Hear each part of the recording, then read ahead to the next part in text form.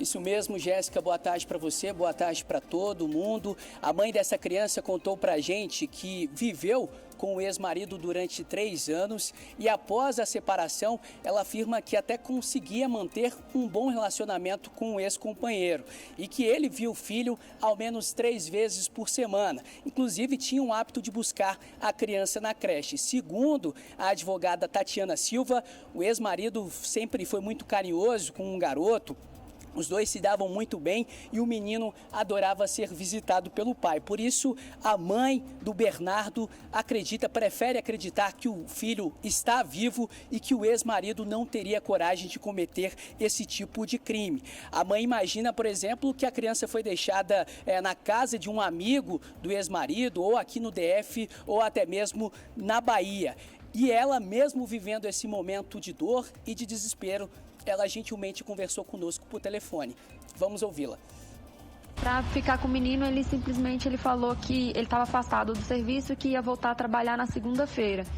E como a escala dele é meio complicada, ele pediu para ficar com o menino na quarta, na quinta e na sexta, pegando na escola e depois devolvendo aqui em casa, porque depois ele não saberia quando poderia pegar o menino.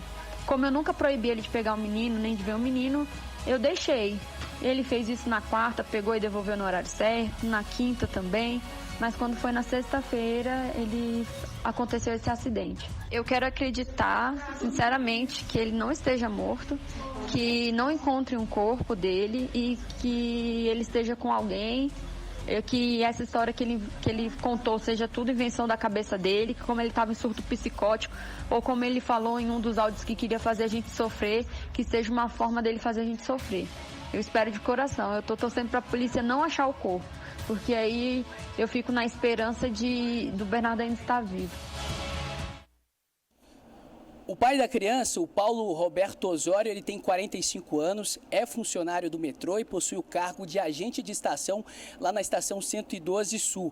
A companhia, inclusive, já declarou que não vai se manifestar sobre o caso. Outra informação importante, ele, quando tinha 18 anos, matou a própria mãe a facadas e ainda por cima colocou fogo no corpo dela. Na época, ele foi considerado inimputável por doença mental e, por isso, precisou ficar internado em um hospital psiquiátrico durante 10 anos. A ex-esposa do Paulo conta pra gente que só ficou sabendo disso há poucos dias, assim como a informação de que ele havia sido afastado do serviço por cerca de 90 dias, porque recentemente ele foi diagnosticado com quadro de depressão. E essa doença mental teria se agravado com a morte do pai dele no início deste ano. Inclusive, nas redes sociais, o Paulo, ele vinha demonstrando que não estava a 100%. Em algumas postagens, ele aparentava querer mandar algumas indiretas para algumas pessoas, alertando, inclusive, aos seguidores para que jamais quisessem ver o lado ruim de uma pessoa boa.